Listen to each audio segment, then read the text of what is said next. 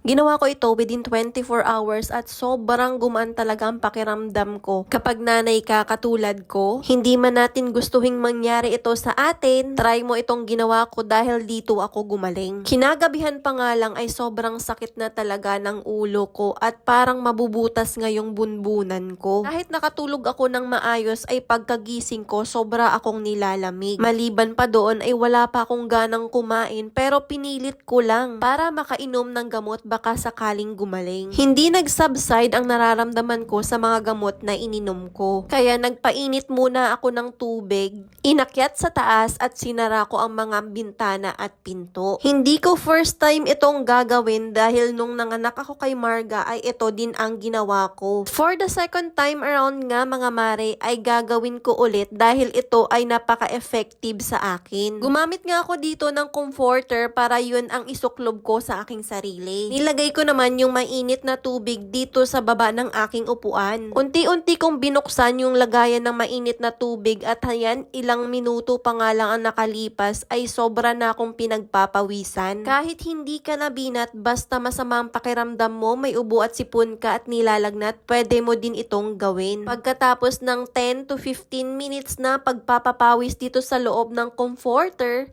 ay unti-unti ko nang tinanggal itong nakabalot sa akin. Kitang-kita naman kung gaano ako pinagpapawisan. Pagkatapos, dahil basa nga yung damit ko, ay nagpalit na rin ako ng damit. Hindi ko na rin muna binuksan ang pinto at bintana. Pagkatapos, ay natulog muna ako kahit isang oras na walang electric fan. Pagkagising ko, ito naman ang inasikaso ko. Nagpakuha ako ng tuba-tuba para may mailagay ako sa aking ulo. Ito naman yung tradisyonal na nakalakihan namin na tinuro naman ng aming mga magulang at mga lolo't lola. Mabisa kasi itong pampatanggal ng hangin sa katawan pati na rin sa sama ng pakiramdam. 4 na piraso pala ang ginamit ko dito. Pero nung nakita ng nanay ko, sabi niya tanggalin ko daw yan at bawasan ko ng isa. Kapag gumamit ka nito, dapat odd numbers daw ang kailangan. Katulad ng 3 or 5. Hindi ko man alam ang explanation or paliwanag doon pero sinunod ko na lang din. Maya-maya ay niready ko na rin nga itong luya. Mas madami ay mas maganda. Iwain lang natin ito sa katamtamang hugis. Medyo makate at namamalat din kasi yung lalamunan ko. Ito din kasi ang ginagawa ko paminsan-minsan paggising ko sa umaga pag medyo makate ang aking lalamunan. 2 tasa ng tubig ang ginamit ko dito at pinakuluan ko nga itong mga luya. Muha na rin ako ng 2 pirasong baso dahil 2 nga ang ating paggagamitan. Yung isa kasi ilalagyan lang natin yan ng asin at gagawin nating pangmumog.